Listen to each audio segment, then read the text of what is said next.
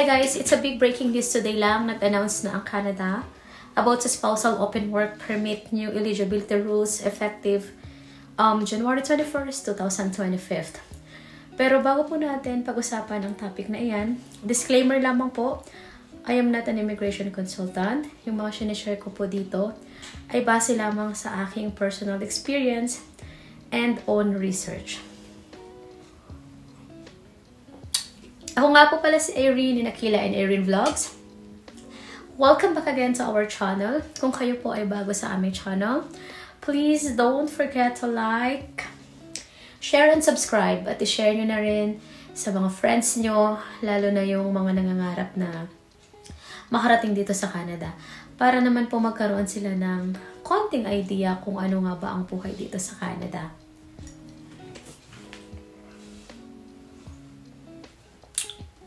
So, ngayon nga pong araw ay January 14, 2025. Ang Government of Canada ay nag-post na ng bagong rules nila for spousal open work permit new eligibility rules.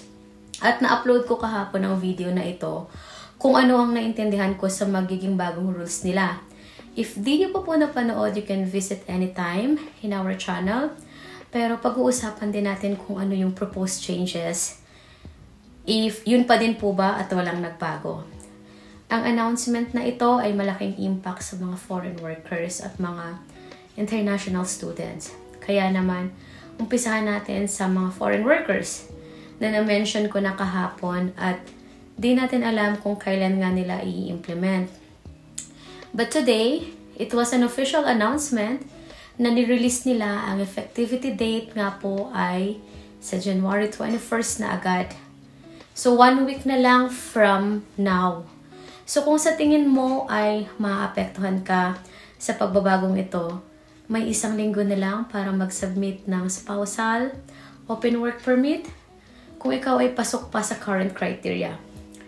So, ang mga pagbabago nga na in-announce nila ay una, ang eligible na lang for spousal open work permit ay yung mga nasa Tier 0, Tier 1, or yung shortage occupation na sinasabi nila. Kaya lamang po, yung shortage of occupation nila na nakasaad ay hindi pa ni-release.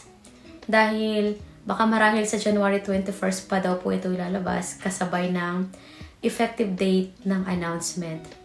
Pero baka daw po ang mga shortage occupation na tinutukoy ay mga under ng construction, healthcare, mga nagtatrabaho sa natural resources, sports, even yung mga military and applied sciences like yung mga engineering and technologies.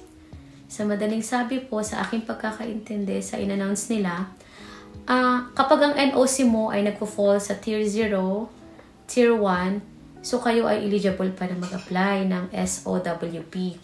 Pero kung ang NOC mo ay nagpo-fall na sa Tier 2 or 3, pwede pa din naman maging eligible kung ang trabaho mo ay kasama sa ilalabas na listahan nila sa shortage of occupation ngayong January 21st. Halimbawa po, kung sakaling hindi pa kami na PR ngayon at bago lamang ako sa Canada, ang tier ko ay nagfo-fall sa food service supervisor at under tier 2 yon. So, pwedeng hindi ko na makuha yung asawa ko in the future hanggat hindi nagbabago ang rules or hindi nagbabago ang trabaho ko. Kaya naman, marami ang maapektuhan sa bagong patakaran na ito na nilabas ng Canada. Lalo na sa mga bagong dating na nag-a-adjust pa lamang sa Canada. Pero, wag po tayong mawala ng pag-asa dahil ang Canada naman ay paiba-iba ang rules, di ba? Pwede din nilang ibalik na lang sa dati ang rules depending on their needs pa din po. And, yung pangalawa sa mga pagbabago na ginawa nila na magiging effective ngayong January 21st ay yung mga nasa Tier 4 and 5 na considered low-skilled job ay hindi na daw po eligible for this program. And I was mentioned yesterday, kaya naman kung ikaw ay nasa Tier 4 and Tier 5 and sa tingin mo, nakompleto mo na yung mga requirements na isasubmit mo sa IRCC, lalo na kung bago ka, madalas ang inaantay ay yung 2 months payslip lang naman ng main applicant. mayroon ka pang 1 week para isubmit ang mga applications bago ito maging effective sa January 21st. Dahil pagpatakto po ng araw na ito, hindi na sila magtatanggap ng applicant. Pangatlo, ang SOWP ay eligible lamang kung ang work permit ng main applicant holder ay valid at least 16 months or more. Gaya nga ng nabanggit ko, kung pasok ka sa tier 0 and 1, kailangan ang work permit mo ay valid at least 16 months or more pa din. If not, hindi pa din daw po eligible na mag-apply. At ang pang-apat, isa sa mga nakakalungkot na announcement na ito ay yung mga anak ng foreign workers or international students ay hindi na din eligible sa program na ito. Unless siguro kung kayong mag-asawa ay PR na. So tanging ang spouse na lang or common law partner ang pwede sa program na ito na binago ni Canada na magsisimula nga ngayong January 21st.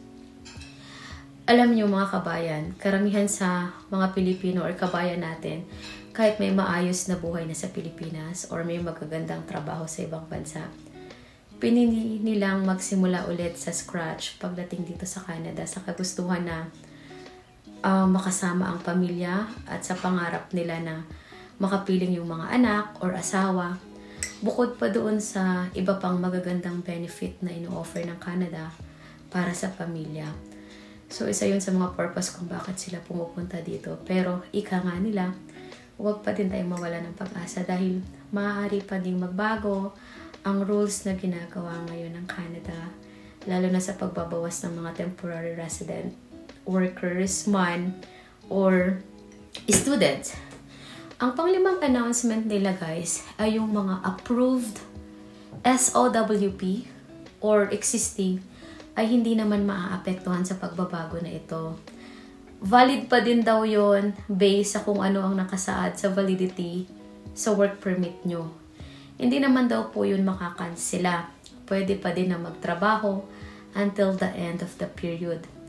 Ang kagandahan lang nun, pwede din daw mag-extend kung mag-expire na yung SOWP as long as same kayo ng duration ng main applicant or ng spouse mo na kumuha sa'yo papunta dito sa Canada. Pagdating naman sa international students guys, wala akong masyadong idea dito dahil hindi po ito ang naging pathway ko for coming here in Canada. Magbe-base lamang po tayo sa announcement na nilabas. So for the international students, kailangan enrolled kayo ng master's degree program of 16 months or more. Pwede din daw na mag-extend ang SOWP kung ang main applicant ay kailangan pa ng oras para makumpleto niya yung program. So allowed pa din daw na mag-apply ng extension based pa din dun sa situation basta match kayo ng duration ng spousal open work permit sa main applicant.